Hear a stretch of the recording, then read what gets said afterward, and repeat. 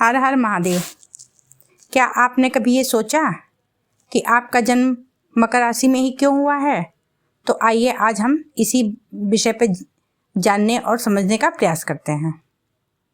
देखिए, मकर राशि का स्थान तारामंडल में राशि चक्र में 10वें स्थान पर आता है।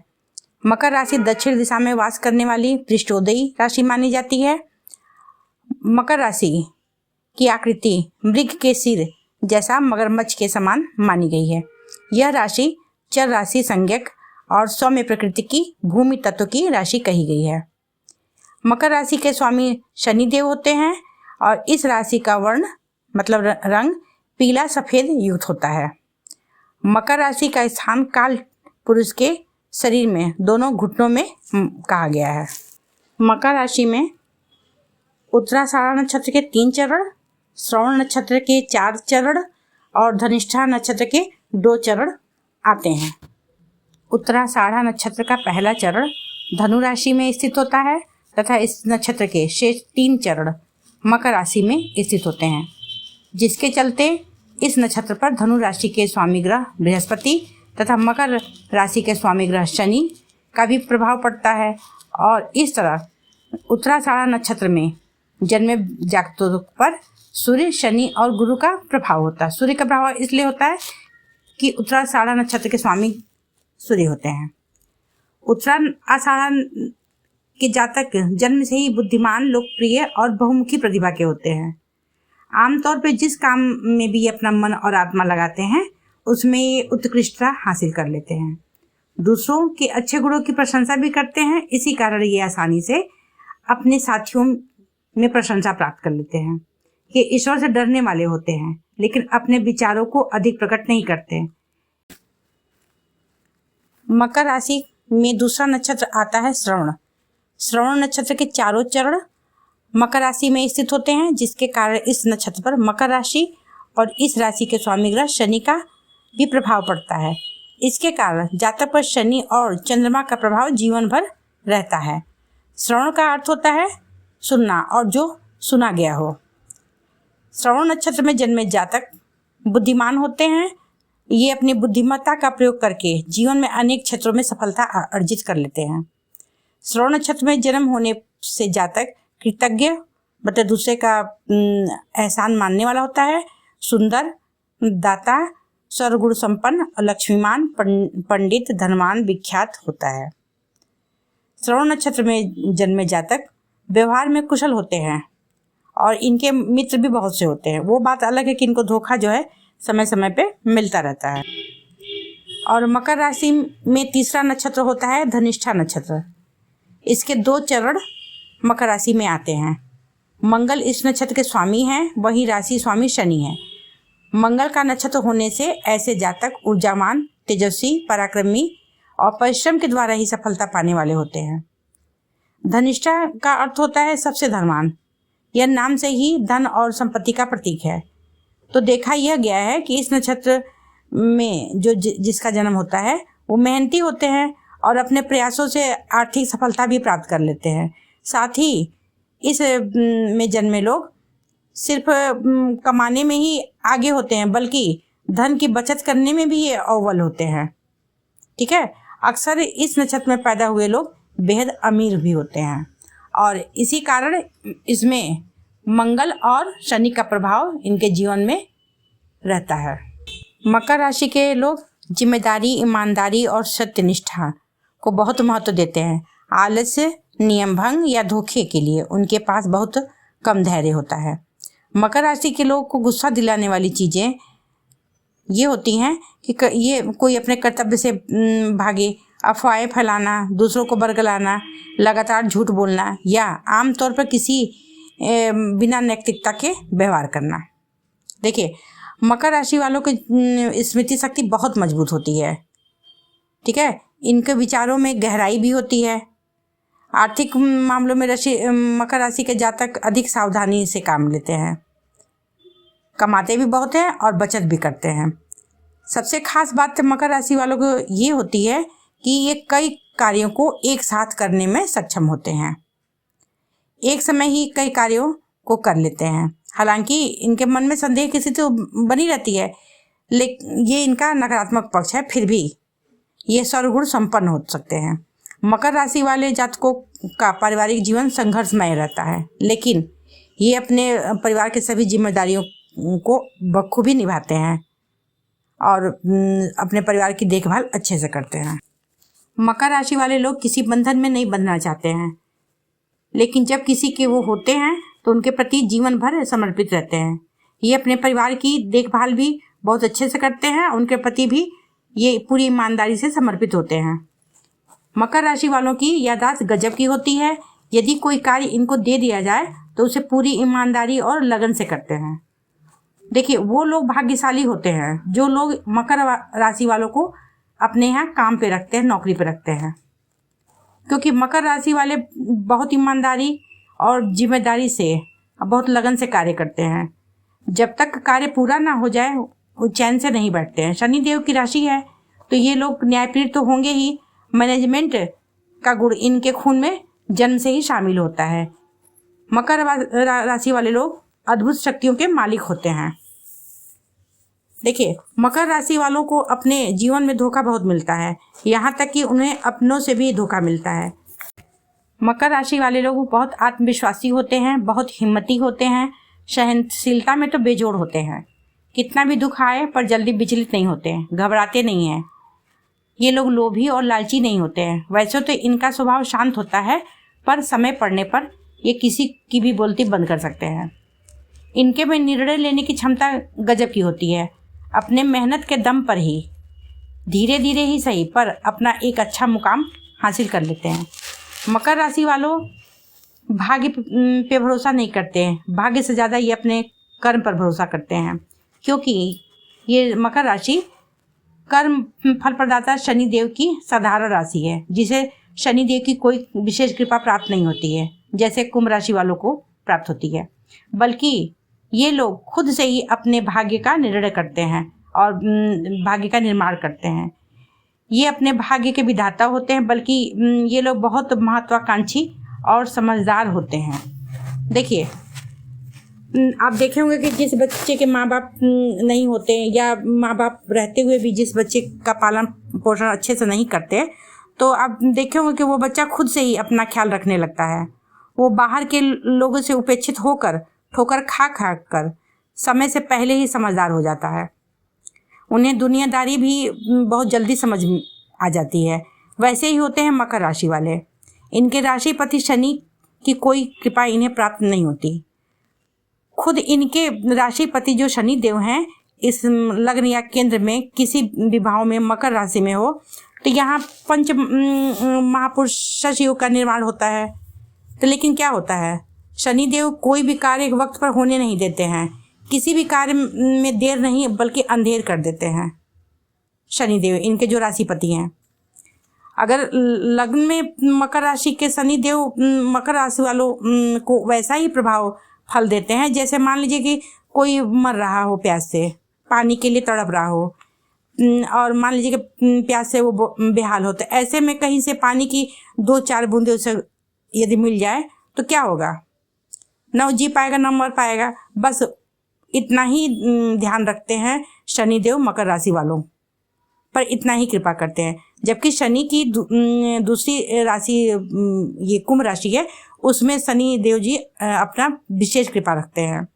बल्कि इसके विपरीत अन्य ग्रह हैं जो अपनी राशि का पूरा प्रभाव अपने राशि को देते हैं। शनिदेव अपने ढैया, साढ़े साती, दशा, महादशा आदि में भी अपने इस राशि को कोई छूट नहीं देते हैं। परेशानियों से जैसे बाकी राशियों जूझती हैं, वैसे ही मकर राशि वाले भी जूझते हैं। जो शनि की ढैया, साढ़े साती, दशा, महादशा आदि में अन्य राशि त्राही त्राही कर उठती है, वैसे ही मकर राशि को भी शनि ट्रीट करते हैं। कोई ये तो मैंने बताया, कोई काम वक्त पे होने नहीं देते हैं, प्रत्येक कार्य में विलंब करते हैं, क्योंकि ये मंद ग्रह है ना, धीरे धीरे चलते हैं। एक राशि पे 2.5 साल रहते हैं, तो अब 2.5 साल किसी राशि पे अगर ये अपना दुष्प्रभाव देंगे तो वो तो व्यक्ति त्राही त्राही तो कर ही देगा। देखिए, मकर राशि वालों को शनि देव इतना रगड़ देते हैं, कोई काम वक्त पे होता नहीं है, तो वो जातक के जीवन में संघर्ष बहुत ज़्यादा होता है। जीवन में मकर राशि वाले इस प्रकार संघर्ष कर करके खरा सोना बन जाते हैं, बार बार गिर गिर कर उठते हैं, संभलते हैं, इसलिए ये किंग मेकर की भूमिका में आ जाते हैं, किंग मेकर बन जाते हैं। इन लोग के पास इतना अनुभव और ज्ञान हो जाता है कि दूसरे लोग इनके अनुभव से सफलता पा जाते हैं, लेकिन वही इनका अपना ज्ञान अपना अनुभव इनके बजाय दूसरों को फायदा पहुंचाता है, भले इनके काम नहीं आता, इसलिए इन्हें किंग मेकर कहा जाता है। मकर राशि वाले पारसमणि होते हैं। शनि की उपेक्षा झेल कर जीवन में संघर्ष है कि खत्म होने का नाम नहीं लेता। थोड़ा बहुत संघर्ष सबके जीवन में होता है, लेकिन औरों की अपेक्षा ये लोग ज़्यादा संघर्ष करते हैं। जीवन में मकर राशि वाले बहुत बुद्धिमान होते हैं, अपने दम पर सफलता हासिल करते हैं। काल पुरुष की कुंडली में मकर राशि 10वें भाव में आती है और ये काल पुरुष के घुटनों का प्रतिनिधित्व करती है। मकर राशि वाले बहुत कर्मठ होते हैं। ये लोग बहुत मेहनती होते हैं, बहुत अनुशासित होते हैं, बहुत सहनशील होते हैं, किसी बातों पर जल्दी बुरा नहीं मानते, लेकिन यदि किसी बात पर क्रोधित हो जाएं तो फिर इन्हें शांत कराना बहुत मुश्किल हो जाता है। मेहनती, टीम के खिलाड़ी और महत्वाकांक्षी उत्तम दर्जे के होते हैं। ये अत्यधिक गंभीर, आलोचनात्मक, उदास और क्षमा न करने वाले होते हैं। मकर राशि के वाले शुद्ध आत्मा होते हैं, उनके पास सोने का दिल होता है। वे मूल रूप से सिर्फ वास्तविक और दिल के प्रति वफादार होते हैं। कोई उनकी दयालुता और दूसरों की मदद करने की इच्छा की गहराई को नहीं माप पाता। जरूरत पड़ने पर कोई भी मकर राशि पर निर्भर हो सकता है, उस पर पूरा भरोसा कर सकता है। वे आपकी रक्षा अवश्य करेंगे, चाहे कुछ भी हो। वे अपनी जिम्मेदारियों को बहुत गंभीरता से लेते हैं। मकर राशि वाले प्रतिबद्ध और कठोर परिश्रमी होते हैं। ये अच्छी तरह जानते हैं कि कड़ी मेहनत से ही लंबी अवधि में सफलता मिलेगी। इस स्टार साइन वाले लोग कड़ी मेहनत और उपलब्धि का एक स्पष्ट उदाहरण है। देखिए, कोई भी राशि अच्छी या खराब नहीं होती है, ना हम सबके हाथ में होता है कि हम कौन सी राशि में जन्म लेंगे, ना हमारा व्यक्तित्व ही हमारे हाथ में होता है। ये सब हमारे पिछले जन्म के कर्म से निर्धारित होता है। कुंडली में लग्न, राशि तथा ग्रहों की स्थिति से ही हमारे व्यक्तित्व का निर्माण होता है। हमारी आदतें, हमारी लंबाई, चौड़ाई, नैन, नक्श, रूप, रंग सब कुछ ग्रहों की स्थिति से बनता है। ग्रह ही राज्य देते हैं और ग्रह ही राज्य हटते हैं। सब कुछ ग्रहों का खेल होता है। हम सब बस कठपुतली होते हैं। जो हमारे अंदर है वही ब्रह्मांड में होता है, और जो ब्रह्मांड में वही हमारे अंदर भी होता है। बस सारी बातों का यही सारांश है। और देखिए, भगवान इन ग्रहों से ऊपर होते हैं, वही इन ग्रहों को कंट्रोल भी करते हैं। इसीलिए तो यदि कोई ग्रह हमारी कुंडली में बुरा प्रभाव देता है तो हम उन ग्रहों से संबंधित भगवान की पूजा उपासना करके हम ग्रहों के दुष्प्रभाव को कम कर लेते हैं। आखिर हम सबका जन्म एक खास राशि में ही क्यों हुआ है? तो जरा सोचिए, पूरी दुनिया में इतने लोग हैं, असंख्य लोग, लेकिन वो सब लोग इन 12 राशियों में ही क्यों सिमट जाते हैं? आखिर क्यों इन असंख्य लोग जब इन 12 राशियों के ही अंतर्गत आते हैं, फिर भी प्रत्येक व्यक्ति, प्रत्येक इंसान का हाव भाव, चाल चलन, उठना बैठना, हंसना बोलना, हर प्रकार की गतिविधियाँ सबसे अलग, सबसे यूनिक, सबसे स्पेशल क्यों होती है? वो इसलिए कि एक खास ग्रह, खास नक्षत्र और चंद्रमा आदि का आपस में कैसा कनेक्शन है, उससे हमारा व्यक्तित्व का निर्माण होता है। और पिछले जन्म के प्रारब्ध, यानी हमारे कैसे कर्म थे पिछले जन्म में, उससे हमारे इस जन्म की, इस जीवन की घटनाएं घटित होती हैं। हम कैसे परिवार में जन्म लेंगे, ये भी हमारे पूर्व जन्म के कर्म ही निर्धारित करते हैं। दुनिया का वो प्रत्येक व्यक्ति बहुत भाग्यशाली है जो अपने संपूर्ण अंगों के साथ जन्म लिया है। मतलब शरीर के सभी अंग सही सलामत हैं और अच्छी बुद्धि है, यानी सारे अंग सही ढंग से काम कर रहे हैं, किसी प्रकार की कोई विकलांगता नहीं है, क्योंकि हमारी दिन दशा सब कुछ पूर्व जन्म के कर्म से ही निर्धारित होता है। देखिए, पंचम भाव बुद्धि का भाव है, पंचम भाव संतान का भाव है, पंचम भाव विद्या का भाव है। ठीक है, पंचम भाव से ये सभी बातों का विचार होता है और पंचम भाव से ही पूर्व जन्म का भी विचार होता है। मकर राशि के पंचम भाव में वृषभ राशि पड़ती है। वृषभ राशि शुक्र ग्रह की स्वराशि है तथा चंद्रमा की उच्च राशि है। अतः ऐसा जातक का अपने पिछले जन्म में कोई भौतिकवादी कामनाएं होंगी जो पूरी नहीं हो सकी। जो अभी उसकी अधूरी होगी उसी के साथ उसका जन्म समाप्त हो गया होगा, और उसी इच्छा को लेकर उसने इस जन्म को पाया है, उसका ये जन्म हुआ है। क्योंकि देखिए शुक्र कौन है? शुक्र भौतिकवादी दानवों के गुरु हैं, अतः शुक्र भी जातक के मन में कामनाओं को जागृत करते हैं। कोई कामना जो आपकी भोग विलास वाली हो और पूरी नहीं हुई हो, तो उसी को पूरा करने के लिए आपने इस जन्म को पाया है, और उसी को जीने के लिए आपने मकर राशि पाया है। मकर राशि में जन्म हुआ, चूंकि चंद्रमा की उच्च राशि है पंचम भाव में, इसलिए जातक का संबंध पिछले जन्म में अपनी माता से अच्छा रहा होगा। उसने माता की अच्छी देखभाल की होगी, माता से उसका अच्छा संबंध रहा होगा। तो देखिए उसी को निर्वाह करने के लिए आपका ये जन्म हुआ है। अतः आपको अपने इस जन्म में अपने माता से संबंध अच्छा रखना चाहिए, माता की देखभाल करनी चाहिए, उनका अपमान नहीं करना चाहिए। वैसे मकर राशि वाले थोड़ा सांवले रंग के तो होते हैं, लेकिन यदि लग्न में मकर में चंद्रमा हो जाए तो उनका रंग साफ हो जाता है, यानी वो थोड़ा गोरे हो जाते हैं, गोरे वर्ण के हो जाते हैं। चंद्रमा की दृष्टि वहाँ पे बैठ के चंद्रमा की दृष्टि सप्तम भाव पे पड़ेगी, तो मकर राशि मतलब वहाँ पे चंद्रमा की स्वराशि होगी, तो मकर राशि के जातक का जो पार्टनर होंगे वो भी गोरे होंगे और शांत स्वभाव वाले सौम्य होंगे। ठीक है, देखिए पंचम से पंचम यानी नवम भाव धर्म का भाव होता है, जहाँ से अगला जन्म देखा जाता है कि आप अगले जन्म में क्या होंगे।